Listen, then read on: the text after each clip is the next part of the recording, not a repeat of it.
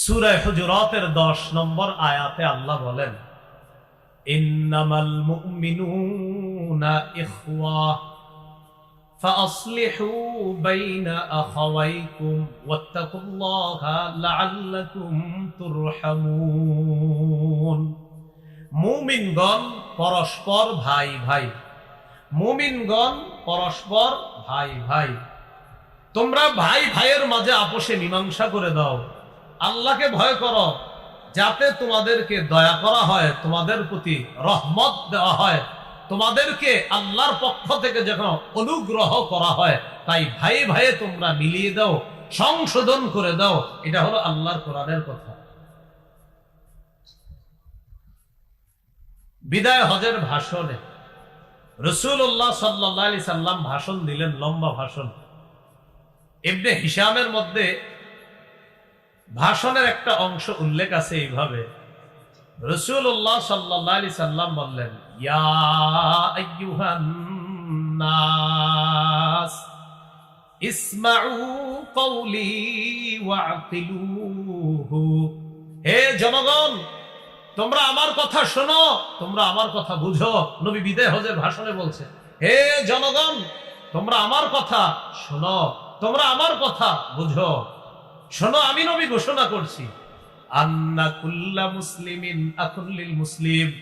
কিয়ামত পর্যন্ত প্রত্যেকটা মুসলমান অপর মুসলমানের জন্য আমি নবী ভাই বলে ঘোষণা করে গেলাম। এটা নবী ঘোষণা করছে। সাথে সাথে বলতেছে, ওয়া আন্নাল মুসলিমিনা ইখওয়া।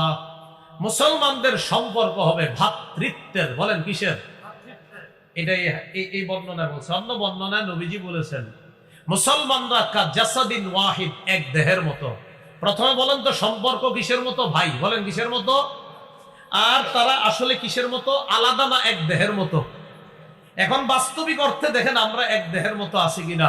ফিলিস্তিনের মুসলমান মাইর খাইলে আমার আপনার শরীরে যদি ব্যথা লাগে তো বুঝতে হবে তারা আমার ভাই।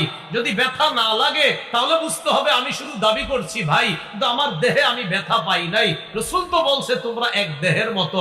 দেহের হাতে যদি ব্যথা পান সমস্ত অঙ্গে অনুভব হয়, পায়ে ব্যথা পাইলে সমস্ত অঙ্গে অনুভব হয়, শরীরের কোথাও ব্যথা পাইলে অনুভবটা কিন্তু সব জায়গায় হয়। ফিলিস্তিনের মুসলমান মাইর যদি খায়, দেহ তো একটা, সারা পৃথিবীর মুসলমানদের। বাংলাদেশ থেকে যদি আমার আপনার কষ্ট না লাগে, বুঝতে হবে আমি আপনি নামে মুসলমান, বাস্তবিক অর্থে মুনাফিক মার্কা শয়তান। আপনি কষ্ট লাগতে হবে তো। আমি আপনি তো এক দেহ ছিলাম। ফিলিস্তিনের মুসলমান আর আমি, আমরা সবাই তো দেহ, একটা দেহ।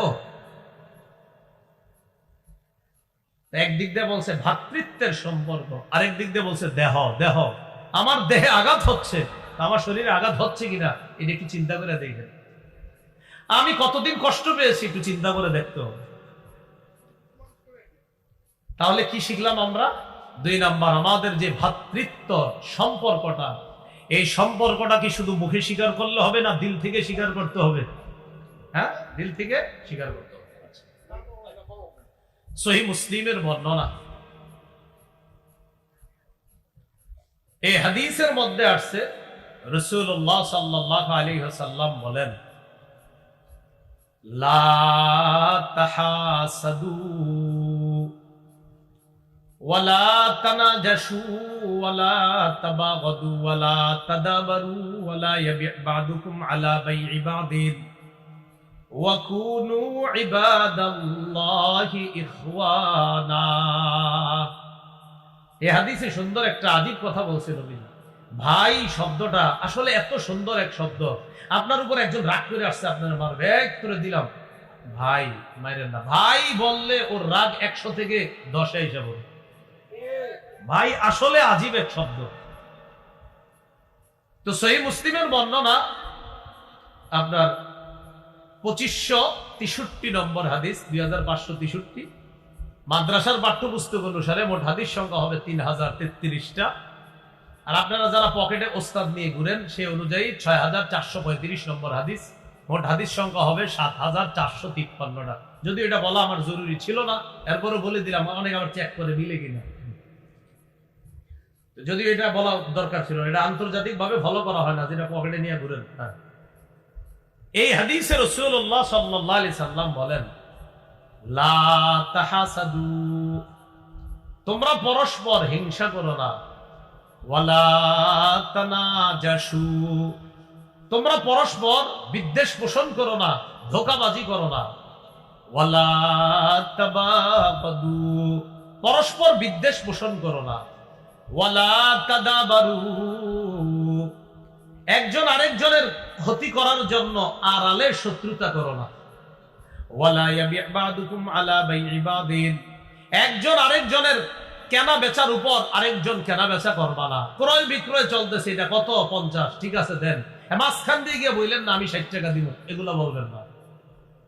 ওয়াকুনু ইবাদাল্লাহি ইখওয়ানা, নবী বলেন হে আল্লাহর বান্দারা, তোমরা সবাই ভাই ভাই হয়ে যাও।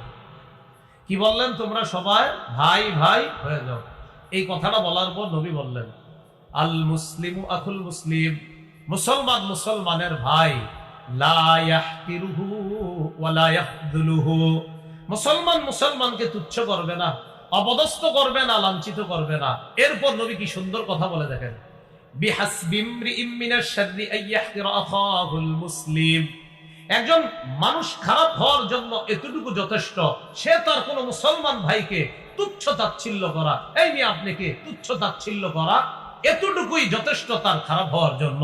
নবী বলেন কোন মানুষ খারাপ হওয়ার জন্য এতটুকু যথেষ্ট, সে তার মুসলমান ভাইকে বলা, তুচ্ছ তাচ্ছিল্য করা, তাকে অপদস্থ লাঞ্ছিত করা, তুমি খারাপ হওয়ার জন্য এতটুকুই যথেষ্ট। এটা নবীজি বললেন। তাহলে এই হাদিসে নবী যেটা বললেন, আমাদেরকে কি হয়ে থাকতে বলছে? ভাই ভাই। বলেন কি হয়ে থাকতে বলছে? নবী বলছেন শত্রুতা করবা না, হিংসা করবা না, বিদ্বেষ পোষণ করবা না, আড়ালে শত্রুতা করবা না ক্ষতি করার জন্য। এই হাদিসের এক অংশে নবী বলেন, আত-তাকওয়া হাহুনা, ইউশিরু ইলা সাদরিহি সালাসা মাররাত, বুকের দিকে 3 বার ইঙ্গিত করে বললেন, এখানে তাকওয়া, এখানে তাকওয়া, এখানে তাকওয়া, মানে কলবে তাকওয়া। বলেন কোথায় তাকওয়া? ওই একটু বুঝেন। বলেন তাকওয়া থাকে কলবে। বলেন তাকওয়া কলবে থাকে, কলব বুকে থাকে। তাকওয়া কলবে, কলব বুকে। কলব যে বুকে, এটার দলিল কই? আল্লাহ কোরআনে বলছে, فإنها لا تعمى الأبصار ولكن تعمى القلوب التي في الصدور। প্রকৃতপক্ষে চোখ অন্ধ হয় না, বরং বক্ষস্থিত হৃদয় অন্ধ হয়। প্রকৃতপক্ষে চোখ অন্ধ হয় না, ওই কলব অন্ধ হয় যে কলব বুকে থাকে। আল্লাহ বলছেন প্রকৃতপক্ষে চোখ অন্ধ হয় না, বরং ওই কলব অন্ধ হয় যে কলব বুকে থাকে। তাহলে তাকওয়া থাকে কলবে, কলব থাকে বুকে। তাকওয়া থাকে কলবে, কলব থাকে বুকে। হ্যাঁ, এটা কোরআনে আছে কিন্তু, ওয়ালাকিন তা'মাল কুলুবুল্লাতী ফিস সুদূর, 17 পারা হাফিজি কোরআন মাজিদ 16 নম্বর পৃষ্ঠা একদম শেষে দেখবেন। তো রাসূলুল্লাহ সাল্লাল্লাহু আলাইহি সাল্লাম বলে দিলেন তাকওয়া এখানে, তাকওয়া এখানে, তাকওয়া এখানে, 3 বার ইঙ্গিত করে বললেন। এই হাদিসে নবী বললেন সবাই ভাই ভাই হয়ে থাকবা, কলবে তাকওয়া ঢুকাও। ভাই ভাই হয়ে থাকার অর্থ কেউ কাউরে হিংসা করবা না, কেউ কাউকে তুচ্ছ তাচ্ছিল্য করবা না, কেউ কারো শত্রুতা এইভাবে করবা না যে সামনে সামনে বন্ধু আর পিছনে তার ক্ষতি করবা। লা তাদাবারু, আড়ালে শত্রুতা করবা না কারো ক্ষতি করার জন্য। আল্লাহ আমাদের সকলকে ভ্রাতৃত্বের সম্পর্কটা বুঝে শুনে সবাই ভাই ভাই হয়ে থাকার তৌফিক দান করেন। তাহলে ইসলাম থেকে আমরা 1 নাম্বার পরিপূর্ণভাবে ইসলামের উপর না থাকার কারণে আমাদের অধঃপতন। 2 নাম্বার ভ্রাতৃত্বের সম্পর্কটা আমরা শুধু মুখে বলি, আসলে দিল থেকে কতজন সম্পর্ক রাখি এটা প্রশ্ন সাপেক্ষে, এটা প্রশ্নবিদ্ধ। তাই প্রকৃত অর্থেই যেন ভাই ভাই হতে পারি, আল্লাহ তৌফিক দান করেন। রাসূলুল্লাহ সাল্লাল্লাহু আলাইহি সাল্লাম কবরস্থানে গেছে, সহিহ মুসলিমের 472 নম্বর হাদিস। আতা রাসূলুল্লাহ সাল্লাল্লাহু আলাইহি ওয়াসাল্লাম আল মাকবারা, এভাবে আসছে বর্ণনাটা, আন্না রাসূলুল্লাহ সাল্লাল্লাহু আলাইহি ওয়াসাল্লাম আতাল মাকবারা, নবী কবরস্থানে গেছেন। যাওয়ার পর বললেন, আসসালামু আলাইকুম দারা কওমিন মুমিনিন ওয়া ইন্না ইনশাআল্লাহু বিকুম লাহিকুন। হে কবরবাসী মুমিনগণ, তোমাদের প্রতি শান্তি বর্ষিত হোক। নবী বললেন, হে কবরবাসী মুমিনগণ, তোমাদের প্রতি শান্তি বর্ষিত হোক। অচিরেই আল্লাহ চাইলে আমরা তোমাদের সাথে সাক্ষাৎ করব। হে কবরবাসী মুমিনগণ, তোমাদের প্রতি শান্তি বর্ষিত হোক। অচিরেই আল্লাহ চাইলে তোমাদের সাথে সাক্ষাৎ করব। এটা আমার বলা উদ্দেশ্য নাই হাদিসে। মূল উদ্দেশ্যটা কোথায় দেখেন। এবার নবী হঠাৎ বলতেছে, ওয়াদিতু আন্না ক্বাদ রাআইনা ইখওয়ানানা। নবী বলেন, আমার মন চায় আমি যদি আমার ভাইদেরকে দেখতে পাইতাম। সবাই বলেন, কাদেরকে? আবার কাদেরকে? নবী বললেন, আমার মন চায় আমি যদি আমার ভাইদেরকে দেখতে পাইতাম। তো সাহাবায়ে কেরাম নবীজিরে বললেন, আওয়ালাসনা ইখওয়ানাকা ইয়া রাসূলুল্লাহ, হুজুর আমরা কি আপনার ভাই না? সুবহানাল্লাহ। কি বললেন, আমরা কি আপনার ভাই না? নবীজি বললেন, আনতুম আসহাবি, তোমরা আমার সাহাবী, তোমরা আমার। ওয়া ইখওয়ানুনা আল্লাযীনা লাম ইয়াতু বা'দু, আমার ভাই হলো তারা যারা এখনো দুনিয়াতে আসে নাই। সুবহানাল্লাহ। আমরা, তারা এখনো দুনিয়াতে আসে নাই। সাহাবীরা বললেন, কাইফা তা'রিফু মান লাম ইয়াতি বা'দু মিন উম্মাতিকা ইয়া রাসূলুল্লাহ, হুজুর যারা এখনো আসে নাই দুনিয়াতে আপনি চিনবেন কিভাবে এরা আপনার ভাই? আপনি ঠিক আছে কিয়ামতের ময়দানেই তো দেখবেন এদেরকে, তো চিনবেন কিভাবে আপনার এরা যে আপনার ভাই? নবীজি বলেন, শোনো তোমরা, আরাআইতা লাউ আন্না রাজুলান লাহু খাইলুন গুররুন মুহাজ্জালাতুন বাইনা যাহরাই খাইলিন দুহমিন বুহমিন আলা ইয়ারিফু খাইলা। রাসূলুল্লাহ সাল্লাল্লাহু আলাইহি সাল্লাম বললেন, তোমাদের কারো যদি একটা সাদা কপাল বিশিষ্ট, সাদা হাত পা বিশিষ্ট একটা ঘোড়া কালো ঘোড়ার মধ্যে থাকে, আমি আবার বলছি, নবী বললেন তোমাদের কারো একটা সাদা কপাল বিশিষ্ট, সাদা হাত পা বিশিষ্ট ঘোড়া যদি কালো ঘোড়ার মধ্যে থাকে, আলা ইয়ারিফু খাইলা, সে কি তার ঘোড়াটা চিনতে পারবে না? বলেন তো আপনারা, হাজারো কালো ঘোড়ার মধ্যে একটা সাদা কপাল বিশিষ্ট, সাদা হাত পা বিশিষ্ট ঘোড়া চেনা কি কঠিন হবে না? সহজ। রাসূলুল্লাহ সাল্লাল্লাহু আলাইহি সাল্লাম বলেন, ফাইন্নাহুম ইয়াতুনা গুররাম মুহাজ্জালিনা মিনাল ওযু, আমার উম্মত যারা দুনিয়াতে ওযু করছে, ওযু করার কারণে ওযুর পানি যে অঙ্গে লাগছে, ওই অঙ্গগুলো এমন ভাবে চকচক করতে থাকবে, কিয়ামতের মাঠে আমি দেখলেই চিনতে পারবো এরাই হলো আমার সেই ভাই, এরাই আমার সেই উম্মত। গুররাম মুহাজ্জালিনা মিনাল ওযু, ওযুর কারণে এইগুলা অঙ্গগুলো চকচক করবে, সবার মাঝে চেনা যাবে যে এরাই তারা। তাহলে রাসূল সাল্লাল্লাহু আলাইহি সাল্লাম এই হাদিসে ভাই বলে কত সুন্দর একটা মহব্বতের শব্দ আমাদের ব্যাপারে রাসূল সাল্লাল্লাহু আলাইহি সাল্লাম বলেছেন। তাহলে ভাই শব্দটা যে কত মহব্বতের, যেখানে রাসূল সাল্লাল্লাহু আলাইহি সাল্লাম মুখে বলতেছেন ভাই। আল্লাহ আমাদের সকলকে এই কথাটার গুরুত্ব আজকে থেকে কলমেও যেন আমরা ধারণ করতে পারি যে ভাই ভাই, এটা শুধু মুসলমান মুখে মুখে ভাই ভাই এমন না, বরং কলমে ধারণ করতে হবে যে আমরা আসলে ভাই ভাই, আমরা আসলে ভাই ভাই, আমরা এক দেহের মতো। কথাগুলো কি বুঝে আসছে সবার? আচ্ছা, আরেকটি বর্ণনা আমরা শুনি। রাসূলুল্লাহ সাল্লাল্লাহু আলাইহি সাল্লাম কবরস্থানের সামনে বসা, কবরের সামনে, একটা কবরের সামনে এক ব্যক্তির কবর খনন করা হয়েছে, তাকে কবর দেওয়া হবে। ইবনে মাজার 4195 নম্বর হাদিস। এই হাদিসের বর্ণনাকারী বারা ইবনে আযিব রাদিয়াল্লাহু তাআলা তিনি বলেন, কুন্না মা রাসূলিল্লাহি সাল্লাল্লাহু আলাইহি ওয়াসাল্লাম ফি জানাজা, আমরা রাসূলুল্লাহ সাল্লাল্লাহু আলাইহি সাল্লামের সাথে এক জানাজায় ছিলাম। তো যেই জানাজায় গিয়েছি, রাসূল সাল্লাল্লাহু আলাইহি সাল্লাম জালাসা আলা শাফিরিল কবরি, কবরের কিনারায় বসে। বসার পর ফাবাকা হাত্তা বাল্লাত তারা, কাঁদতে কাঁদতে নবীর চোখের পানিতে সামনের মাটি ভিজে গেছে। নবীজি কান্না করতেছে, মাটি ভিজে গেছে। তো অনেকক্ষণ কান্না করার পরে নবীজি সাহাবীদেরকে লক্ষ্য করে বললেন, ইয়া ইখওয়ানি লিমিসলি হাদা ফাআইদু, একটু বলেন না সবাই, আমরা একসাথে বলি, বলেন হে ভাই সব। নবীজি কি বলছে? হে ভাই সব। ওই কান্না করছে, করার পর সামনে যারা তাদেরকে বলতেছে, ও ভাই সব, এই কবরে যা আজকে যারা আমরা এখানে রাখতেছি, তোমাদের সবারও কিন্তু এই মুহূর্তটা গ্রহণ করতে হবে, তোমরা সবাই এই মুহূর্তটার জন্য প্রস্তুতি গ্রহণ করো। তো নবীজি যে এই ওয়াজটা করলেন যে তোমরা সবাই এইভাবে মাটির নিচে যাওয়ার জন্য প্রস্তুতি গ্রহণ করো, তো ওয়াজটা করার শুরুতে কি বলছে? হে, কি বলছে বলেন তো? হে ভাই সব। এই জন্য দেখবেন দাওয়াত ও তাবলীগের বয়ানের সবচেয়ে সুন্দর একটা শব্দ, ওনারা কি প্রথমে মেরে ভাই ও দোস্ত বুজুর্গ, প্রথমে কি বলে? ভাই। কি বলে বলেন তো? আসলে ভাই এটা মহব্বতের শব্দ, আসলেই মহব্বতের। বুঝাইতে চাইলাম আমাদের অধঃপতনের দ্বিতীয় কারণ ভ্রাতৃত্ব সম্পর্কটা যেটা, এটা আসলে আমাদের যেমন থাকা উচিত ছিল তেমনটা নাই। আমরা সবাই যেন ওরকম মুসলিম যারা ভাই ভাই নবী যা বুঝিয়েছেন এমন ভাই হওয়ার তৌফিক দান করেন। সহিহ বুখারীর 13 নম্বর হাদিস, একদম শুরুর দিকে হাদিসটা। হাদিসের বর্ণনাকারী সাহাবী আনাস ইবনে মালিক রাদিয়াল্লাহু তাআলা তিনি বলেন, قال رسول الله صلى الله عليه وسلم لا يؤمن احدكم حتى يحب لنفسه حتى يحب لاخيه ما يحب لنفسه। রাসূলুল্লাহ সাল্লাল্লাহু আলাইহি সাল্লাম বলেন, লা ইউমিনু আহাদুকুম, তোমাদের কেউ ততক্ষণ মুমিন হতে পারবে না, পরিপূর্ণ মুমিন হতে পারবে না, হাত্তা ইউহিব্বা লিআখিহি মা ইউহিব্বু লিনাফসিহি। তোমাদের কেউ ততক্ষণ মুমিন হতে পারবে না যতক্ষণ সে তার ভাইয়ের জন্য সেটা পছন্দ না করবে যেটা নিজের জন্য সে পছন্দ করে। এই জিনিসটা তার ভাইয়ের জন্য যদি সে পছন্দ না করে তাহলে সে পরিপূর্ণ মুমিন হতে পারবে না। এর মানে আমি একটা বিষয় পছন্দ করি, এটা আমার মুসলমান ভাইয়ের জন্য পছন্দ করা উচিত, এটা জরুরি।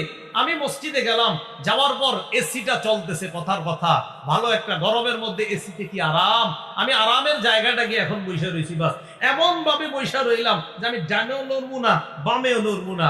এখন মসজিদে কি ডান বাম নড়া ছাড়া উপায় থাকে বলেন? নড়তে তো হবে।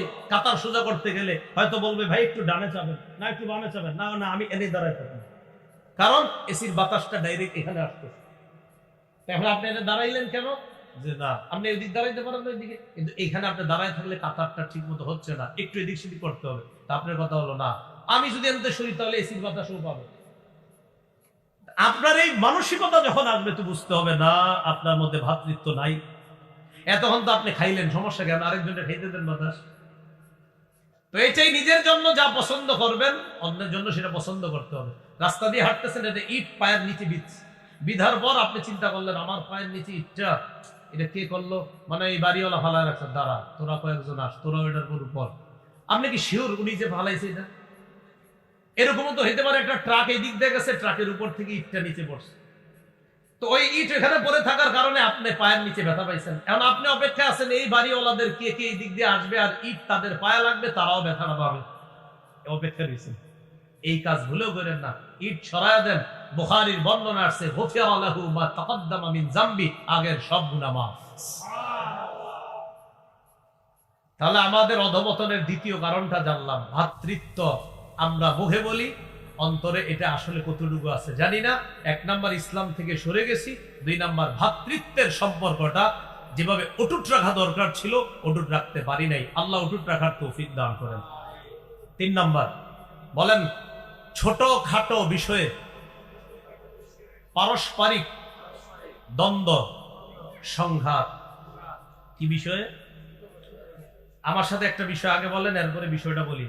বলেন সুন্নত, বলেন মীমাংসিত সুন্নাহ, মুস্তাহাব, নফল, ওয়াজিব ইত্যাদি নিয়ে, বিশেষ করে মীমাংসিত কোন সুন্নাহ নিয়ে পরস্পরে দ্বন্দ্বে জড়িয়ে ভ্রাতৃত্বের সম্পর্ক নষ্ট করব না। ছোটখাটো বিষয়ে দ্বন্দ্বে জড়িয়ে ভ্রাতৃত্বের সম্পর্ক কি করবো না? নষ্ট করবো। মীমাংসিত সুন্নাহ যেগুলো আছে এগুলা নিয়ে ঝগড়া না করা। মীমাংসিত সুন্নাহ নিয়ে কি না করা বলেন তো? ঝগড়া না করা। মুসলমান দেখবেন খুব সহজ সুন্দর ভাবে সুখে শান্তিতে কাটাইতে থাকে, কাটাইতেছে। হঠাৎ একটা মুস্তাহাব বিষয় নিয়ে একজন বলবে আমি চ্যালেঞ্জ দিলাম, পারলে বাংলাদেশের কে আসো আমার চ্যালেঞ্জ গ্রহণ করো। আরে ভাই এগুলো কোন ধরনের কথা? কথার কথা একটা মীমাংসিত সুন্নাহ, এই সুন্নাহর বিষয় আপনি ভুলে ফেললেন। এই বিষয়গুলা না বলা। যেমন জুমার নামাজের দিনে আজান কয়টা? 2টা আজান সুন্নাহ, একটা রাসূল সাল্লাল্লাহু আলাইহি সাল্লামের, আরটা হযরত উসমান গনি রাদিয়াল্লাহু তাআলা। কথা হলো হযরত উসমান গনির সুন্নাহ কি নবীর সুন্নাহ? হ্যাঁ, উসমান গনির সুন্নাহ নবীর সুন্নাহ। কারণ নবীজি বলছে আমার সুন্নাহ তো ধরো, খোলাফায়ে রাশেদার সুন্নাহ তো ধরো। অতএব খোলাফায়ে রাশেদার সুন্নাহ মানাও, নবীর সুন্নাহ মানাও। এটা নিয়ে আপনি হঠাৎ বললেন না আজান একটা হবে, চ্যালেঞ্জ করলাম। চ্যালেঞ্জ করার কোনো দরকার নেই। এটা সুন্নাহ, এটা মীমাংসিত, এটা ঝগড়ার বিষয় না। এই জাতীয় কথা কেউ বললে ঝগড়ায় কানও দিবেন না, এগুলা অলরেডি মীমাংসিত হয়ে গেছে। আল্লাহ আমাদেরকে কথা বোঝার তৌফিক দান করেন। এই বিষয়গুলো নিয়ে আমরা পারস্পরিক দ্বন্দ্বে জড়িয়ে না পড়া। আল্লাহ পাক রব্বুল আলামিন বলেন, ওয়া আতিউল্লাহা ওয়া রাসূলাহু ওয়া লা তানাযাউ ওয়া তাযহাবা রিহুকুম ওয়াসবিরু ইন্নাল্লাহা মা'আস সাবিরিন। ওয়া আতিউল্লাহা ওয়া রাসূলাহু, আল্লাহর আনুগত্য করো, রাসূলের আনুগত্য করো। ওয়ালা তানাযাউ, পরস্পর দ্বন্দ্বে জড়িও না, পরস্পর ঝগড়া বিবাদে লিপ্ত হবা না। ফাতাফশালু, পরস্পর যদি তোমরা ঝগড়া করো, পরস্পর যদি তোমরা ঝগড়া করো, ফাতাফশালু, তাহলে তোমরা সাহস হারা হয়ে যাবা। ওয়া তাযহাবা রিহুকুম, তোমাদের শক্তি আস্তে আস্তে কমে যাবে। তোমরা যদি পরস্পর ঝগড়া করো, তোমরা সাহস হারা হয়ে যাবে, তোমাদের শক্তি আস্তে আস্তে কমে যাবে। ওয়াসবিরু, ধৈর্য ধারণ করো। ইন্নাল্লাহা মা'আস সাবিরিন, ধৈর্যশীলদের সাথে আল্লাহ আছে। কি বললেন? আল্লাহর আনুগত্য করো, রাসূলের আনুগত্য করো। ওয়ালা তানাযাউ, পারস্পরিক দ্বন্দ্বে জড়িয়ে পড়ো না, ঝগড়া করো না। যদি করো, ফাতাফশালু, সাহস হারা হয়ে যাবা। ওয়া তাযহাবা রিহুকুম, তোমাদের শক্তি হ্রাস হয়ে যাবে আস্তে আস্তে। আমরা চারজন একসাথে আছি, আমাদের বন্ধুত্বপূর্ণ সম্পর্ক, হঠাৎ ঝগড়া লাগলি, চারজন চার দিকে গেলাম, তো আমাদের শক্তি কি কমলো না বাড়লো? কমলো। এতদিন চারজনের শক্তি ছিল এক, এখন চারজন আলাদা হয়ে গেছে, শক্তি তো কমে গেল। তাহলে 3 নাম্বার, পারস্পরিক দ্বন্দ্ব সংঘাত, এই জড়িয়ে যাওয়া আমাদের অধঃপতনের 3 নাম্বার কারণ। আমাদের অধঃপতনের 4 নাম্বার কারণ, দুনিয়ার প্রতি আমাদের নেশা বেড়ে যাওয়া, আখিরাতের প্রতি আমাদের আগ্রহ কমে যাওয়া। দুনিয়ার নেশা বাড়া, আখিরাতের আগ্রহ কমা। আমার একটা কথা আপনারা যদি পারেন একটু মনে রাখেন, আমরা দুনিয়াতে হালাল কিছু কামাই করব, সামনে থাকবে আখিরাত। এর মানে আখিরাত সামনে রেখে দুনিয়াতে বৈধ কিছু করব, কোনো সমস্যা নাই। দুনিয়া সামনে রেখা আখিরাতের চিন্তা এটা করতে যাবেন তো দেখবেন হঠাৎ আখিরাতই বরবাদ করে দিবেন। কিভাবে? একটা ব্যক্তি আগে 5 ওয়াক্ত নামাজ পড়তো, এখন উনি খুব ব্যস্ত, 3 ওয়াক্ত পড়ে। কি আপনি 3 ওয়াক্ত পড়েন কেন? আর বললেন না, কর্মচারী আগে ছিল 20 জন, এখন 50 জন, সামাল দেওয়া মুশকিল হয়। ও আচ্ছা ঠিক আছে। কিছুদিন পরে উনি 4 ওয়াক্ত আর মসজিদে আসেন, 1 ওয়াক্ত আসে। ঘটনা কি? 100 জন কর্মচারী। কিছুদিন পর 5 ওয়াক্তে আসে না। ঘটনা কি? মসজিদে আসেন না কেন? হুজুর 1000 কর্মচারী সামলাইতে গিয়া নামাজে আসার আর সুযোগ পাইতেছি না। বোঝা যাচ্ছে উনি দুনিয়া কামাই করতে গিয়ে আখিরাত শেষ করে দিচ্ছে। আখিরাত সামনে থাকবে, এরপরে আপনি দুনিয়া কামাবেন। কিন্তু মুসলমানদের হালাত হয়ে গেছে এমন, দুনিয়ার প্রতি আমরা নেশায় এতটা মত্ত হয়ে গেছি, আখিরাতকে ভুলে গেলাম। এই জন্য আমাদের অধঃপতনের 4 নাম্বার কারণ। তিরমিজির বর্ণনা 2320 নম্বর হাদিস, রাসূলুল্লাহ সাল্লাল্লাহু আলাইহি সাল্লাম বলেন, লাউ কানাতিদ দুনিয়া তা'দিলু ইনদাল্লাহি জানাহা বাউদা মা সাকা কাফিরাম মিনহা শারবাতা মা। রাসূলুল্লাহ সাল্লাল্লাহু আলাইহি সাল্লাম বলেন, এই পৃথিবীর মূল্য আল্লাহর কাছে যদি মশার ডানা পরিমাণ থাকতো, এই পৃথিবীর মূল্য আল্লাহর কাছে যদি কোন মশার ডানা পরিমাণও মূল্য যদি আল্লাহর কাছে থাকতো, আল্লাহর কাছে যদি মশার ডানা পরিমাণ ওজন থাকতো এই দুনিয়া, তাহলে একজন কাফেরকে 1 ঢোক পানিও আল্লাহ পান করাইতেন না। এই দুনিয়া এটা মুসলমানদের জন্য না, এখানে মুসলমান পরীক্ষা দিবে, তাদের মূল সফলতার জায়গা হলো জান্নাত। তো কিন্তু আমরা কি করতেছি? আপনার আসলটারে হারায় নকলটার পিছনে বেশি দৌড়াইতেছি। আল্লাহ আমাদেরকে হেফাজত। আমি কিন্তু বলি নাই দুনিয়া কামানো নিষেধ না, দুনিয়ায় বৈধ পন্থায় কামাবেন, কিন্তু আখিরাত সামনে রাখবেন। এইগুলো আমাদের অধঃপতনের 4 নাম। ইন্না লিল্লাহি ওয়া ইন্না ইলাইহি রাজিউন। আসলো না গেল? আচ্ছা আলহামদুলিল্লাহ। 5 নাম্বার, এটা একটু আমার সাথে বলতে হবে। বলেন, অধিকার আদায়ের মূল উপায় থেকে দূরে সরে যাওয়া। এবার পুরাটা বলেন। বলেন, মুসলমানদের অধিকার আদায়ের মূল যে উপায়, সে উপায় থেকে দূরে সরে যাওয়া। মুসলমানদের অধিকার আদায়ের শ্রেষ্ঠ একটা উপায়ের নাম হলো জিহাদ। কি বলেন তো? কি বলেন তো? মুসলমানদের অধিকার আদায়ের শ্রেষ্ঠ একটা পদ্ধতির নাম হলো জিহাদ। এই নাম শুনলে অনেকে সাথে সাথে এটা তো পবিত্র বিধান, এটা পবিত্র বিধান। সারা দুনিয়ার সন্ত্রাস খতম করার শ্রেষ্ঠ কোন পদ্ধতি যদি থাকে এটার নাম জিহাদ। জিহাদ আর সন্ত্রাস সম্পূর্ণ আলাদা। সন্ত্রাস অপবিত্র, জিহাদ পবিত্র। সন্ত্রাস সমূলে নির্মূল করার শ্রেষ্ঠ পদ্ধতির নাম পবিত্র জিহাদ।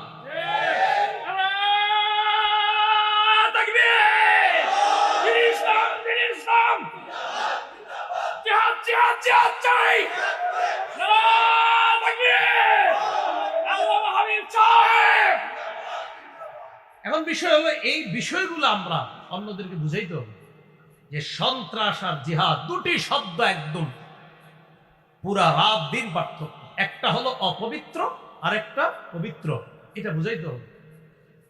আমি কোথাও র্যাবের একটা সাইনবোর্ডের মধ্যে লেখা দেখছিলাম জিহাদ আর সন্ত্রাস এক না। কথাটা সত্য লেখা আছে, জিহাদ আর সন্ত্রাস এক না, সত্য কথা। এখন কথা হলো এই বিষয়টা এটা আমাদের শিখতে হবে, জানতে হবে। কিন্তু শিখবো জানবো কার কাছ থেকে? উলামায়ে কেরামের কাছ থেকে। তাদের কাছ থেকে জানার পর জিহাদের বিষয়টা প্রয়োগ। কিন্তু আপনি হঠাৎ কোন একটা বাড়ি উড়াইয়া দিলেন, উড়াইয়া দেওয়ার পরের দিন আপনি বললেন জিহাদ, এটার নাম জিহাদ না।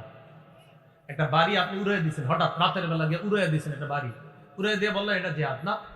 জিহাদ আলেমরা যদি বলে যে এই মুহূর্তে ওই পরিস্থিতিতে এই অবস্থায় ফরজ, তাহলে ফরজ, তখন উলামায়ে কেরামের ফতোয়ার অপেক্ষা করতে হবে। আপনি নিজে নিজে কোথাও গিয়ে 4-5 জন মেরে ফেললেন আর বললেন জিহাদ, এটা কিন্তু হলো না। এটাও আলেমদের কাছ থেকে আপনি শিখতে হবে, কোথায় প্রয়োগ করতে হবে এটাও শিখতে হবে।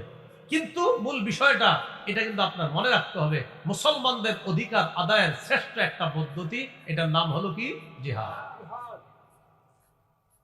আল্লাহ পাক রব্বুল আলামিন যুগে যুগে মুসলমানদেরকে যে বিজয়গুলা দান করেছেন, এই বিজয় যদি আপনি লক্ষ্য করে দেখেন, ইতিহাস যদি তালাশ করে দেখেন, আগে আঘাত করেছে বেঈমানরা, পরে মুসলমানরা সেটাকে কি করেছে?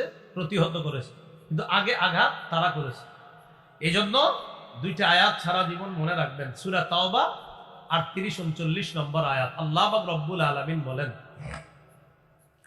মা লাকুম ইযা কিলা লাকুম ইনফিরু ফি সাবিলিল্লাহ ইসতাকালতুম ইলাল আরদ। এ মুমিনগণ, তোমাদের হলো কি যখন তোমাদেরকে আল্লাহর রাস্তায় জিহাদে বের হতে বলা হয় তখন তোমরা দুনিয়ার প্রতি ঝুঁকে পড়ো? আরাদিতুম বিল হায়াতিদ দুনিয়া মিনাল আখিরাহ, তোমরা কি আখিরাতের মোকাবেলায় দুনিয়া নিয়ে তোমরা উৎসাহিত, উৎফুল্ল, আনন্দিত, খুশি? ফামা মাতাউল হায়াতিদ দুনিয়া ফিল আখিরাতি ইল্লা কলিল, আখিরাতের মোকাবেলায় দুনিয়ার ভোগ বিলাস সামান্য ছাড়া আর কিছুই না। আখিরাতের মোকাবেলায় দুনিয়ার ভোগ বিলাস সামান্য ছাড়া আর কিছুই না। এরপরে আল্লাহ বলে ইল্লা তানফিরু, যদি তোমরা জিহাদে বের না হও, যুদ্ধে বের না হও, যদি তোমরা যুদ্ধে জিহাদে যেতে রাজি না হও, এটাকে যদি অস্বীকার করো, ইউআযিবকুম আযাবান আলীমা, তিনি তোমাদেরকে কঠিন শাস্তি দিবে। ওয়াস্তাবদিল কওমান গায়রাকুম, তোমাদের পরিবর্তে অন্য আরেক জাতি আল্লাহ এনে তাদেরকে দিয়ে জিহাদ করাবে। আল্লাহ তোমাদের মুখাপেক্ষী না। এই হলো আপনার 5 নাম্বার, আমাদের অধিকার আদায়ের যে নিয়ম, এটা আমরা ভুলে গেছি। তাই প্রিয় ভাইয়ারা, অনেক মানুষ এখানে আসছেন, এটা প্রত্যেকে বুঝাইবেন পার্সোনালি সবাই। শোনো, সন্ত্রাস জিহাদ সম্পূর্ণ আলাদা। সন্ত্রাস অপবিত্র, সন্ত্রাস খারাপ জিনিস, সন্ত্রাস অশান্তি, সন্ত্রাস চারদিকে অন্যায়, অবিচার, জুলুম, নির্যাতন, এগুলো হলো সন্ত্রাস। আর এগুলো যদি দুনিয়া থেকে সমূলে খতম করতে চাও, অশ্লীলতা, পেহাবনা, নোংরামি, হিংসা, বিদ্বেষ, পরশ্রীকাতরতা জয় জয়কর অবস্থা যখন হবে, অশান্তি পৃথিবীতে যখন বিরাজ করবে, সন্ত্রাসবাদ যখন সারা পৃথিবীতে মাথা চারা দিয়ে উঠবে, তখন অন্যকে বুঝাবেন এগুলো হলো অপবিত্রতা। আর এই অপবিত্রতা দূর করার শ্রেষ্ঠ পদ্ধতির নাম এটা হলো জিহাদ। ইসরায়েল যা করছে বুঝাইবেন এটা সন্ত্রাসী, এটা অপবিত্রতা, এটা পেহাবনা, এটা অশ্লীলতা। এই অপবিত্রতা দূর করার শ্রেষ্ঠ পদ্ধতি হলো ফিলিস্তিনের গাজার পক্ষে যারা জিহাদ করে, এটা হলো পবিত্র। এটা বুঝাইতে হবে। তাহলে ঠিক করে বললে কিন্তু হবে না, এটা বুঝাইতে হবে। আর দাওয়াত দিবেন নি? না, আপনারা তো এখান থেকে যাই আরেকজনকে বুঝাবেন না। আমাদের দেশের অনেকে বিষয়টা মানে আপনি জিহাদ বললে উনি মনে করে কি হুজুর জিহাদ মানে কি ইন্না লিল্লাহি ওয়া ইন্না ইলাইহি রাজিউন মানে কি? না, আপনি বুঝাইতে হবে। দেখেন আবু জাহেল সন্ত্রাসগিরি করছে, এটা বুঝাইতে হবে আপনার। ফেরাউন সন্ত্রাসগিরি করছে, নমরুদ সন্ত্রাসগিরি করছে। বলবেন যে আগে নমরুদ ফাইজলামি করছে, ফেরাউন সন্ত্রাসগিরি করছে, মুসা নবী সহ্য করছে, আবু জাহেল সন্ত্রাসগিরি করছে, মুহাম্মদ সাল্লাল্লাহু আলাইহি সাল্লাম সহ্য করছে। এইভাবে বুঝাবেন। লম্বা সময় সহ্য করার পর আল্লাহ বলছে আর কত, এবার প্রতিহত করেন। এভাবে আপনি বুঝাইতে হবে। তা আমাদের সমস্যাটা হলো আমরা আরেকজনের যেটু ঠান্ডা মাথায় বুঝাবো এই কাজটা কেউ করি না। এখান থেকে উঠে আপনি একজনের সাথে হইতে পারে ঝগড়া লাগাই দিবেন, বুঝোস কারে কয় না, এভাবে না। সুন্দরভাবে আপনি বুঝাইতে হবে। ভাইজান আবু জাহেল যে নবীর অত্যাচার করছে এগুলো আপনি মানেন না? তখন বললো হ্যাঁ ঠিকই তো, আবু জাহেল আমার নবীর যে কষ্ট দিছে। তখন এর এই সুন্দরভাবে বুঝাইবেন, এই যে আবু জাহেল কষ্ট দিছে, এই সন্ত্রাসগিরি করছে, নবী কাবা চত্বরে নামাজ পড়তেছে, উকবা ইবনে আবি মুআইদ নবীর গলায় চাদর পেঁচায় নবীর হত্যা করতে চেষ্টা করছেন, জানেন? তখন বুঝানো পারবো তাই তো, আমার নবীর এভাবে কষ্ট দাও, এটা তো অন্যায়, এটা তো খারাপ, এটা তো সন্ত্রাসগিরি। তখন আপনি বলবেন এইগুলা নির্মূল করার জন্য আল্লাহ বিধান দিছে জিহাদ। তখন বলবেন ও আচ্ছা, এটার নাম জিহাদ, এটা বুঝাইতে হবে। তা আমরা যে কথাগুলা বুঝলাম, আমাদের অধিকার আদায়ের বিষয়গুলা, এগুলো আমাদের জানতে হবে, বুঝতে হবে, আমাদের প্রজন্মকে এটার সঠিক ধারণা দিতে হবে। 6 নাম্বার, বলেন আমার সাথে, আদর্শ যোগ্য নেতৃত্বের অভাব। আমরা নেতৃত্ব শূন্যতায় ভুগতেছি। শুধু আমাদের ছাত্র ভাইদের দেশ ছাড়া, আর যত মুসলিম নেতৃত্বে যারা আছে আপনার, বিশেষ করে যাদের ভূমিকা রাখা উচিত ছিল এই ফিলিস্তিন ইস্যুতে, আপনার আরব জাহানের সহ আপনার যত প্রায় মুসলিম নেতৃত্বদেরকে দেখবেন, তাদের কথা এক এক সময় এক এক রকম, কেমন যেন মুনাফিকি আচরণ বারবার প্রকাশ পায়। এই একটা সংকটে আমরা ভুগতেছি। এটা আমাদের অধপতনের 6 নম্বর কারণ। অথচ উচিত ছিল তাদের 4টা কাজ বাস্তবায়নে কঠিন গুরুত্ব দেওয়া, যেটা সূরা হজের 41 নম্বর আয়াতে আল্লাহ বলছে ইসলামী রাষ্ট্র ব্যবস্থার মূল মৌলিক প্রধান কাজ হবে 4টা। আল্লাযীনা ইম্মাক্কান্নাহুম ফিল আরদি আকামুস সালাহ ওয়া আতাউয যাকাহ ওয়া আমারু বিল মা'রুফ ওয়া নাহাউ আনিল মুনকার। আমি যাদেরকে পৃথিবীতে ক্ষমতা দেই, আমি যাদেরকে ক্ষমতায় বসাই, তাদের মৌলিক মূল কাজ হবে 4টা। 1 নাম্বার, তারা সালাত কায়েম করবে, নামাজ কায়েম করবে, নামাজ প্রতিষ্ঠিত করবে। 2 নাম্বার, ও আতাউ যাকাত, যাকাত আদায় করবে। কয়টা মুসলমান দেশে বলেন পরিপূর্ণভাবে যাকাত আদায় হচ্ছে? তো আল্লাহ তো লক্ষ্য তো বলে দিচ্ছে, উদ্দেশ্য তো বলে দিচ্ছে। মুসলিম কান্ট্রি মাশাআল্লাহ এখন শুধু আফগানিস্তান ছাড়া আর বলেন সারা পৃথিবী কোথায় একদম পরিপূর্ণ সবাই সালাত আদায় করে? তো 1 নাম্বার আকামুস সালাহ, নামাজ কায়েম করবে। 2 নাম্বার আতাউয যাকাত। 3 নাম্বার ও আমারু বিল মারুফ, নেক কাজের আদেশ করবে। 4 নাম্বার ওয়া নাহাউ আনিল মুনকার, অসৎ কাজ থেকে নিষেধ করবে। ইসলাম যে শান্তি, সেটা কিন্তু আফগানিস্তান সারা পৃথিবীতে দেখাই দিয়েছে। এবং যারা তাদের থেকে মুখ সরায় নিছিল, বলছিল না সমর্থন দেই না, এখন এরাও সমর্থন দিতে চাইতেছে। আফগানিস্তান গনেও নাই, আপনি না দিলে কি সমর্থন আমাদের? এখন তারা বুঝিয়ে দিতেছে অর্থনীতি এটাও আমরা তুমগরে শিখাবো, বুঝাইতেছে। এরপরে পানি ব্যবস্থা আমগরে আটকাইবা, এটাও তুমগরে আমরা বুঝাবো। রাষ্ট্র ব্যবস্থা আমাদেরকে আটকাই দিবা, এরা বুঝাইতেছে না আরে তুমগরে আমরা শিখাবো রাষ্ট্র ব্যবস্থা কারে কয়।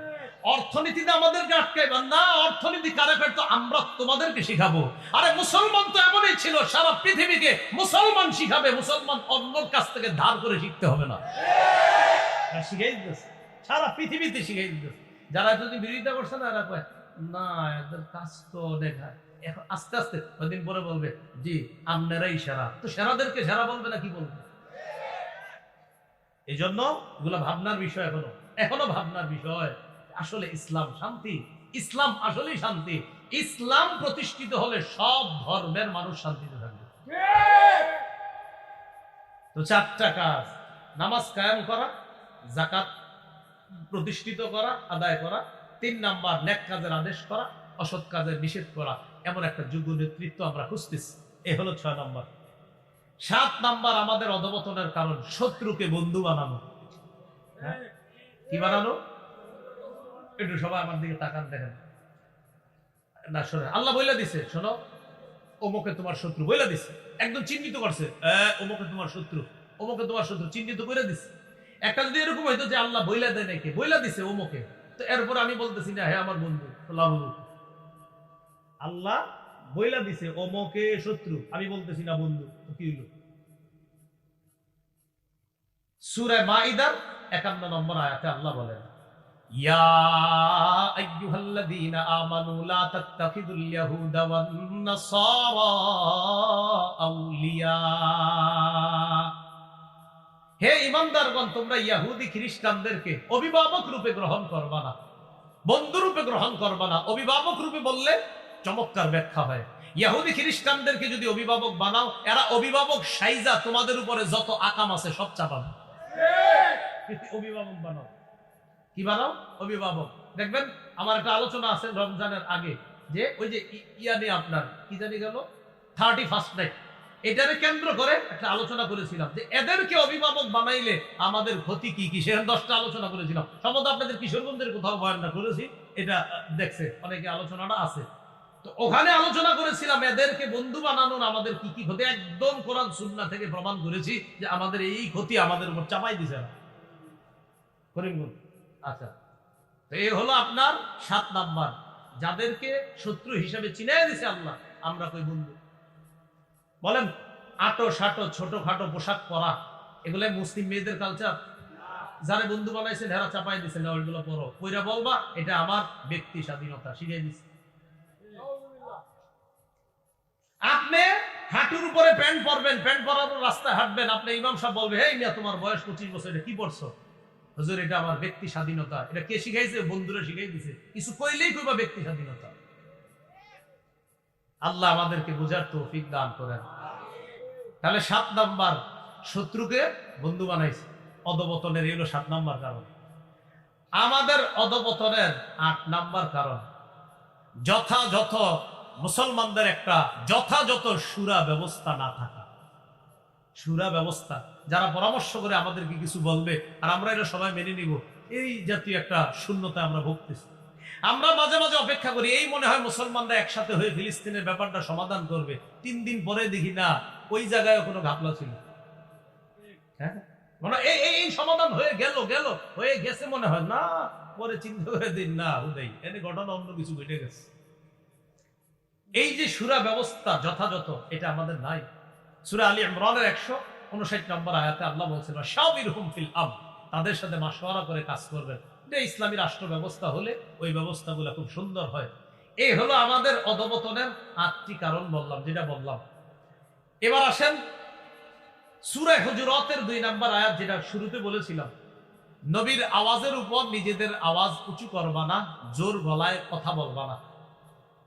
কেন? এতে তোমাদের আমল নামা বরবাদ হয়ে যেতে পারে। তোমাদের আমল নামা কি হয়ে যেতে পারে একটু বুঝেন। এই আয়াত দ্বারা বোঝা যায় নবীর সাথে বেয়াদবি করলে আমল নামা বরবাদ। নবীর সাথে কি করলে? এই যুগে কি নবীজি আছে? এই যুগে নবীর সাথে বেয়াদবি কি? কেউ যদি এই যুগে বলে আমি নবী, কেউ কাফের, তো কাফের, সে হলো ইন্টারন্যাশনাল বেয়াদব মার্কা কাফের। বেয়াদব কাফের, আরো যত খারাপ ইয়া লাগানো যায়। রাসূল সাল্লাল্লাহু আলাইহি সাল্লামের যদি কেউ ব্যঙ্গ করে, উল্টা পাল্টা কিছু আট করে এটা ব্যঙ্গ করে, এটা বেয়াদবি। একটু শোনেন না, ঠিক কোয়েন, সমস্যা নেই, বুঝা বুঝতে। যারা নবীর ব্যাপারে উল্টা পাল্টা করে এটা বেয়াদবি। এখন যেই জায়গাটায় ঠিক করা দরকার সেটা হলো এই অংশে দেখেন, এই বেয়াদবিকে যারা সমর্থন করবে, যদিও সে মুসলমান হয়, সেও বেয়াদব। শুনবে কেউ ব্যঙ্গ করছে, কার্টুন ছাপাইছে, এই বিষয়গুলো না আপনার, এটা যেমন অনেক কষ্টের, আমার নবীরে ব্যঙ্গ করা, কার্টুন করা কষ্ট লাগে বেশি কখন জানেন? এই কাজগুলারে যখন কোনো মুসলমান ইনিয়ে বিনিয়ে সমর্থন করে। ঠিক আছে, ও করছে, ও অমুসলিম, আমার নবীর আঘাত করছে, আমরা সইতে পারি না, ও অমুসলিম, ও আমার নবীর শান বুঝে না, মান বুঝে না, একটা মুসলমান ইনিয়ে বিনিয়ে তার এই খারাপ কাজকে সমর্থন, তখন আমাদের কলিজায় আঘাতটা খুব বেশি লাগে। আর আর সে অমুসলিম, সে আমাদেরকে আঘাত করছে, তুমি মুসলমান হয়ে কিভাবে আঘাত করবা? বলছিলাম বেয়াদবি করে এদেরকে যারা সমর্থন করবে এটাও বেয়াদবি। আল্লাহ আমাদেরকে হেফাজত করেন। সহিহ বুখারীর 3535 নম্বর হাদিস পড়ছি। এই হাদিসে রাসূল সাল্লাল্লাহু আলাইহি সাল্লাম একটা কথা বলছে। সূরা আহজাবের 40 নম্বর আয়াতে আল্লাহ একটা সিদ্ধান্ত দিয়ে দিয়েছে। সিদ্ধান্তের আলোকে হাদিসটা, আল্লাহর আয়াতটা আগে শুনি, এরপর হাদিসটা। কোন মুসলমান কোরআনের 6235টা আয়াত বিশ্বাস করে। কত? 6235। মোট আয়াত সংখ্যা 6236টা। এর মধ্যে 6235টা বিশ্বাস করে। একটা আয়াতের সামান্য অংশ অবিশ্বাস করে। ঈমান আছে না গেছে?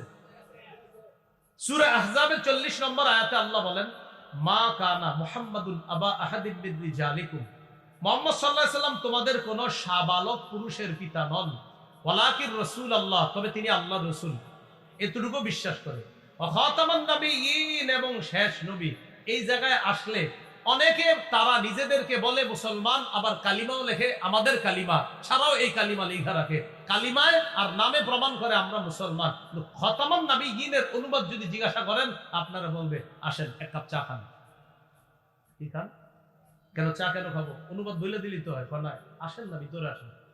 আপনারা চিপায় নিবে, নিয়ে চা খাওয়াবে, বুঝাবে। আরে ভাই, বুঝানোর কি আছে? খাতামান নবিয়্যিনের অনুবাদটা বলে দিলি তো হয় আমাদের। হে আপনার এই বুঝাবে, ওই বুঝাবে, অমুক বুঝাবে, তমুক বুঝাবে, আপনি বলে দিবেন। ইমাম গাজালি বলছে খাতামান নবিয়্যিনে এটা সেটা বুঝানোর কোনো সুযোগ নাই, মুহাম্মদ সাল্লাল্লাহু আলাইহি সাল্লামের পরে আর কোনো নবী নাই। আপনি এটা মানেননি, খালি কোন যদি কয় ব্যাখ্যা আছে, আপনি বলবেন যদি কোন ব্যাখ্যা আছে, ঈমান নাই। জান খাতামান নবিয়্যিনে কয় চা খান, চিপায় আসেন, মানে কি?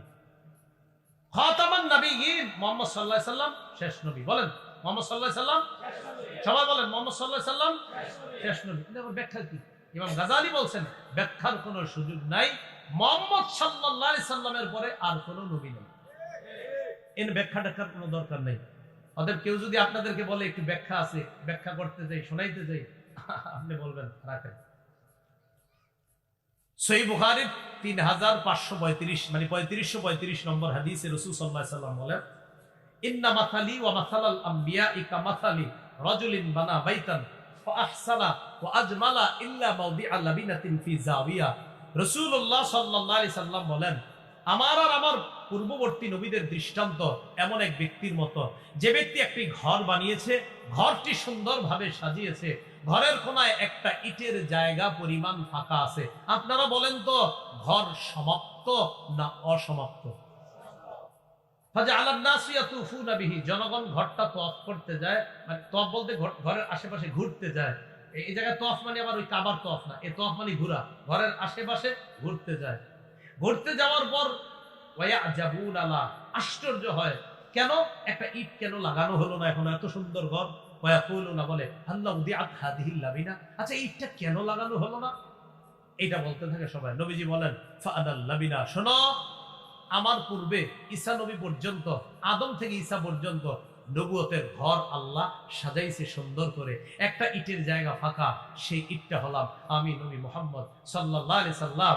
আমার মাধ্যমে এই ঘরের সৌন্দর্যের পরিসমাপ্তি আল্লাহ করে দিয়েছেন। আনা খাতামুন নবিয়্যিন লা নাবিয়্যা বাদি, আমি শেষ নবী, আমার পরে আর কোনো নবী নাই। এই বিশ্বাস, এটা সকলকে রাখতে হবে। এই বিশ্বাস সকলকে রাখতে হবে। এলাকার উলামায়ে কেরাম যখন আপনাদেরকে নবীর ইজ্জত নিয়ে কোনো ব্যাপারে আমাদেরকে যদি কখনো কোনোভাবে যদি আমাদের কাছ থেকে সমর্থন চায়, আর আমরা আজকে প্রথমে জেনেছি আমরা ইসলাম থেকে দূরে সরে যাওয়া, আমরা ইসলামের সাহায্য সহযোগিতা করা, দ্বীনের সাহায্য সহযোগিতা করা, সর্বক্ষেত্রে চেষ্টা করা দরকার ছিল। কতটুকু করলাম এটা আমরা নিজেদেরকে প্রশ্ন করে দেখব। তো বলছিলাম, কোনোভাবে ওলামায়ে কেরাম যদি দ্বীনের সমর্থন আমাদের কাছে যে কোনো ভাবে চায়, কারা কারা করতে রাজি আছে ইনশাআল্লাহ?